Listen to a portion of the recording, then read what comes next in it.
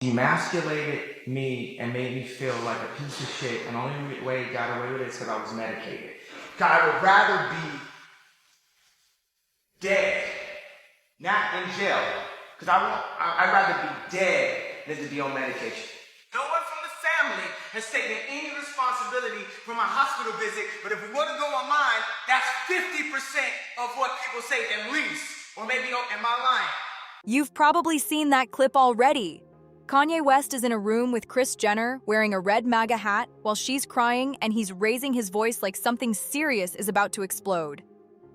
It doesn't matter. Am I lying? It do matter! It does matter! It does matter! It does matter! It matters to us and you. It doesn't matter what the internet says. It matters what we think. Yay. So what do you think? Did you have an effect on my mental health? Yes. And I love you. I love you. I don't want you to be not perfect. And I want my daughter to love you the way you want her to love you. Corey Gamble, Kris's boyfriend, is right there too, just sitting still, barely reacting, watching everything go down. When that video dropped, most people brushed it off quick, saying Kanye was just acting out again or chasing attention. But here's what got ignored. What if he wasn't fully wrong? Because now, in April 2026, some of what Kanye said about Kris Jenner is popping up in court documents and sworn statements.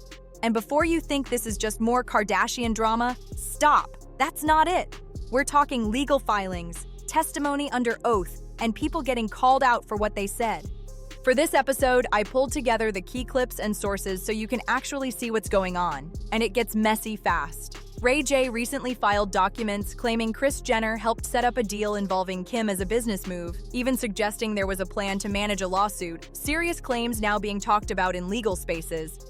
And it keeps going. Do you think that Kim has been exploited by her mother? Is that what you mean, the victimization of Kim? There's just something inside that doesn't move me right. But again, the loyalty and the jankiness behind what they're doing now, it hurts. It's suicidal thoughts come into play because there's no way they can get away with it. But it is a way they can. So faith and hope and all of these things are there, but the judicial system, and it could sway a different way. But I feel like the judge that's involved is straight up and they're doing everything fair. Khloe Kardashian showed up on camera in April 2026 and admitted their mom wasn't fully honest with them about how everything started, especially when it came to getting on TV. Now people are really starting to question things.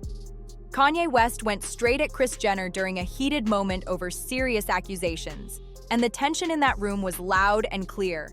You could feel something heavy building up with every word. And this wasn't just random talk. Kanye, who was part of that family for 8 years, reportedly brought in a former military intelligence professional to dig into whether there were any links to trafficking claims. That's not some late-night rant. That's an actual investigation with someone experienced involved. Now, Kris Jenner is widely seen as the brain behind the Kardashian empire, so no need to go through her whole story here. Let's get right to Khloe Kardashian, because this is where things really started turning heads. On April 20th, 2026, Khloe appeared on The Morgan Stewart Show and said something that caught people off guard. It wasn't vague either. It was direct and surprising. She explained, paraphrased but still wild, that the only reason she, Kim, and Kourtney agreed to do Keeping Up with the Kardashians was because Kris told them it would just be a small promo for their clothing store. Just a simple commercial idea. At first, we were like, we're not doing this. And how my mom conned us into doing it was she said, think of it as a commercial for the store. Okay, so then how did Kris get in touch to start the show, though? How did that all come about? So my mom somehow knew Ryan Seacrest. That's just how my mom's one of her best qualities is she knows how to keep a Rolodex. I think they thought it was going to just like maybe be about them, or I don't know what they thought, but we just started filming and every single one of us plays a big role, and it just sort of happened. But Khloe made it clear that wasn't true at all. She said it turned into something completely different, and they were misled from the very beginning. That small promo turned into a 20-season reality show, later moved to Hulu, and built a global brand worth billions. Meanwhile, the Dash clothing store they thought they were promoting, it eventually shut down. And now, that tape is being talked about as a business move, with alleged leaked evidence pulling more attention in. Most people know the basic story. Kim and Ray J back in 2007, with Vivid Entertainment involved. The public version has always been that it was released without Kim's knowledge, legal action followed, and a settlement happened. Then her fame exploded worldwide. But now that story is being challenged directly by Ray J himself. In November 2025, Ray J filed a countersuit and made major claims. He said Kris Jenner introduced him to Stephen Hirsch, the CEO of Vivid Entertainment, around 2007, and that they discussed and arranged things ahead of time. And here's the claim that really shook people. Ray J alleges they planned a lawsuit against Vivid to make it look like the release wasn't authorized, building a public story where Kim appeared as the victim, while behind the scenes, he claims everyone already knew what was happening. Then things escalated even more. Do you think that the Kardashians owe you for their success in some way? I don't think so. There's no way. There's no way for me. Before this, now granted, rest in peace to Rob Kardashian, or the father. I went to the funeral with them. I was in the car with them. I went to the funeral. I was in the car with the family. In October 2025, Kim and Kris filed a defamation lawsuit against Ray J over statements he had been making publicly. They pushed back hard after he used serious comparisons and legal language that got a lot of attention. They wanted him to stop speaking out. But that move didn't go how they expected. Because on April 17, 2026, TMZ reported something that added a whole new layer. According to that report, Kim and Kris had already reached a private settlement with Ray J back in 2023, reportedly around $6 million. The structure was said to include $3 million up front, followed by $1 million payments each April, allegedly tied to staying quiet about the tape. And here's where it gets even messier. Ray J still spoke out.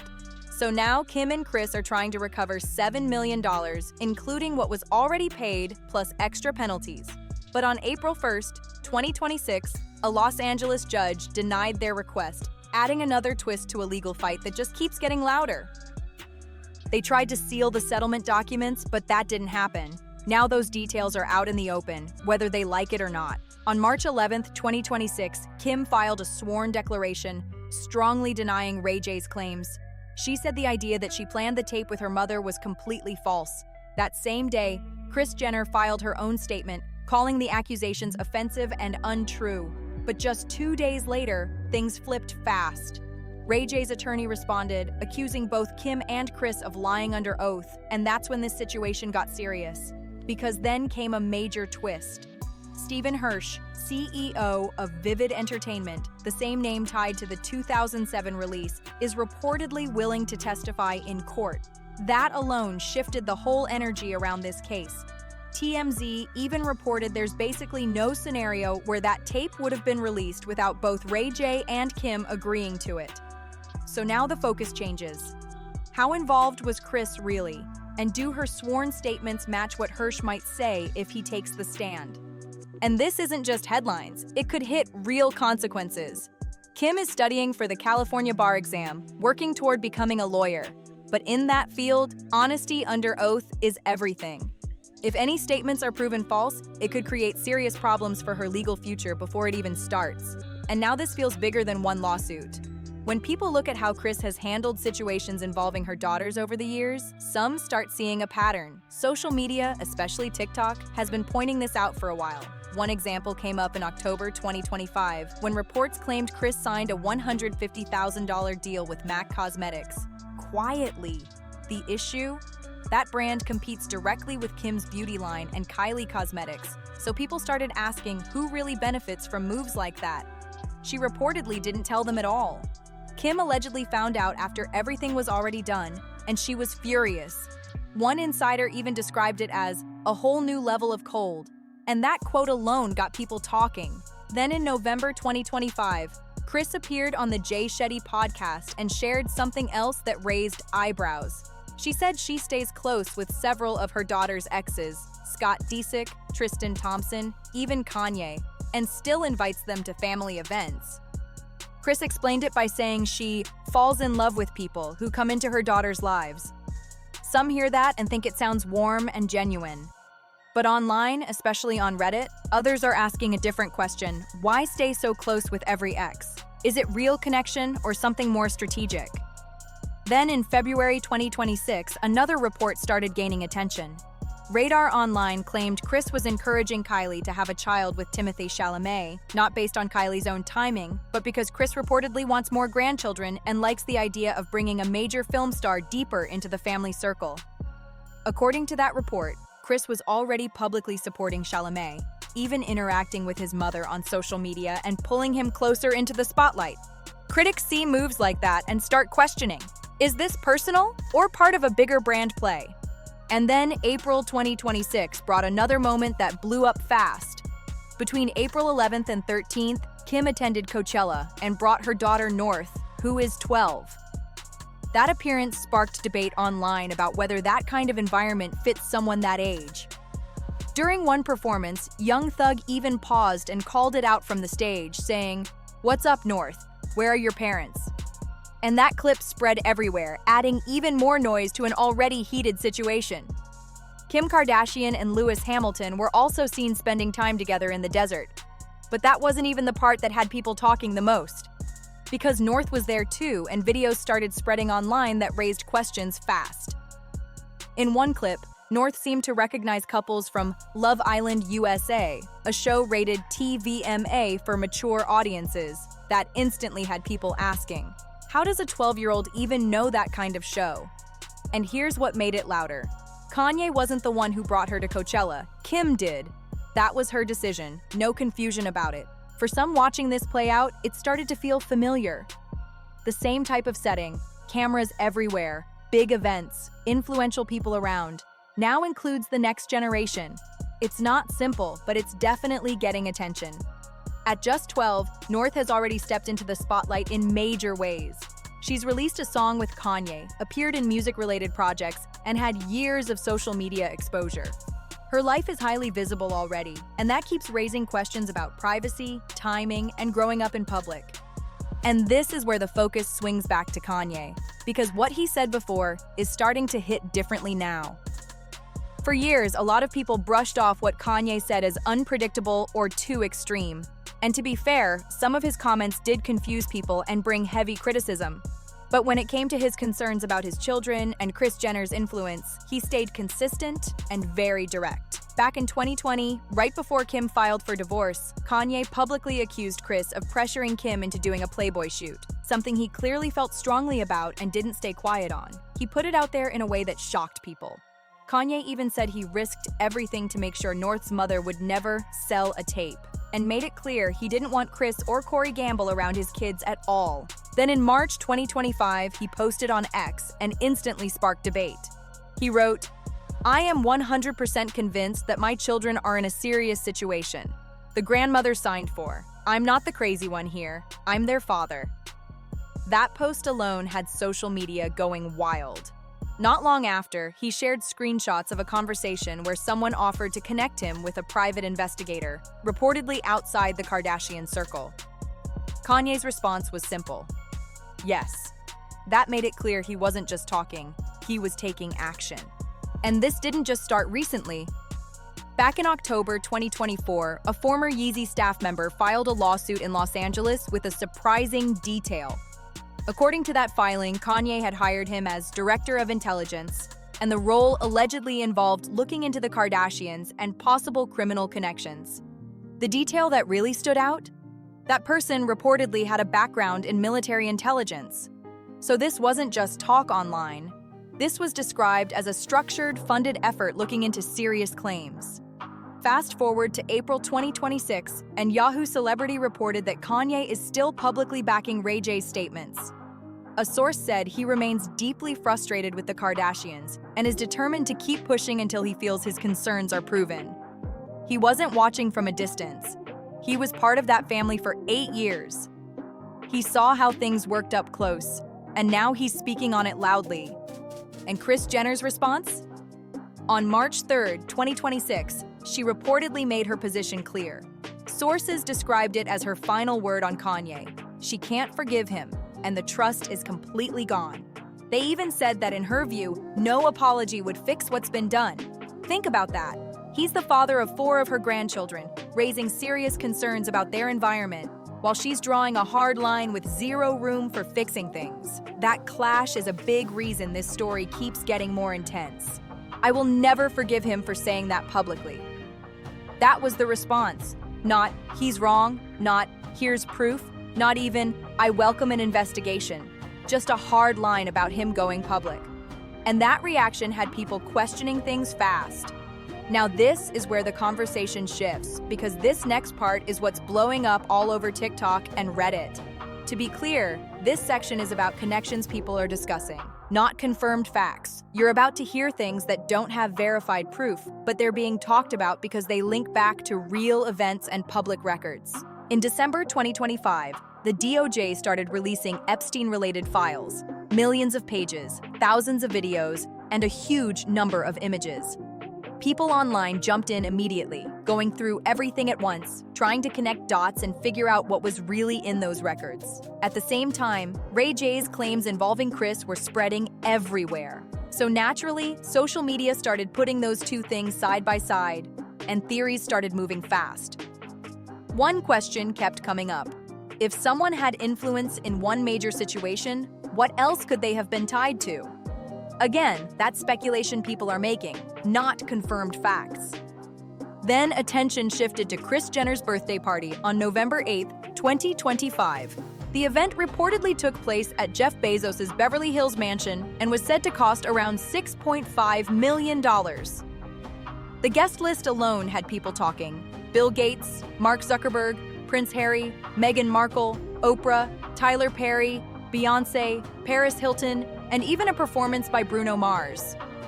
Reports also claimed police were called multiple times that night, and several guests were seen covering their faces from cameras as they arrived. For many watching this unfold, the timing stood out the most, and that's what keeps pushing the conversation online. The party happened right when another wave of Epstein-related files was expected to drop, and that overlap is what people can't stop bringing up. Some names on that guest list have come up in past public discussions connected to Epstein, which only added more attention and speculation. One idea spread quickly. What if it wasn't just a birthday party, but a private gathering of powerful figures staying close before major information came out? There's no confirmed proof of that, but the questions keep circulating and people aren't dropping it. Then there's Corey Gamble, Kris Jenner's longtime boyfriend, the same person sitting quietly at that table while Kanye was speaking in that viral clip. Kanye has claimed in recorded conversations that Corey Gamble is connected to intelligence agencies and was placed around the family for a specific reason. That's a serious claim, and there's no verified evidence backing it, but it's a big reason Corey keeps coming up in these discussions. What people do point out, though, is how little is publicly known about Corey's professional background. There's no clear business profile, no detailed resume, no obvious explanation for how he moves at that level. Yet he's always seen around major figures and high-profile spaces, which keeps people asking questions. Then another name gets pulled in, Lou Taylor.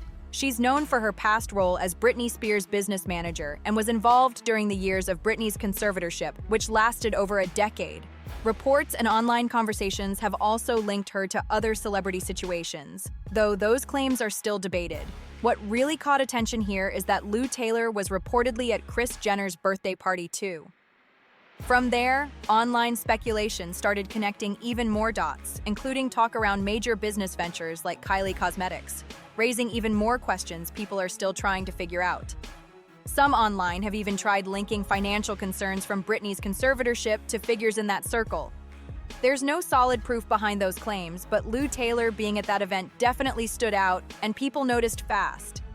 And then there's one more detail that added even more noise to this situation. A complaint connected to the Ghislaine Maxwell case reportedly mentioned the Kardashian sisters, not for trafficking, but in relation to an identity misuse claim tied to fraud. Even the person who filed it admitted there's no hard evidence yet, but the complaint exists in public court records. That's why it keeps getting brought up. Kanye has been repeating his stance for years. He's openly compared Kris Jenner to Ghislaine Maxwell, claiming she acts as a connector between powerful figures and opportunities in the industry. He's also said he's worried about what that kind of environment could mean for his daughters, North and Chicago, and he hasn't backed down from those statements. Ray J has made his claims, former employees have filed lawsuits, and now with millions of pages of Epstein-related files being reviewed online, people are trying to piece everything together into one big picture. But here's the reality. Are these connections actual proof? No. Are they patterns people are questioning? That's where things get intense. So now it's your turn. Do you think this case is heading to trial? Do you believe the claims about how that tape came together? And what's your take on that guest list? Coincidence or something more? If you made it this far, hit like, subscribe for more breakdowns, share this with someone following the story, and drop your thoughts in the comments.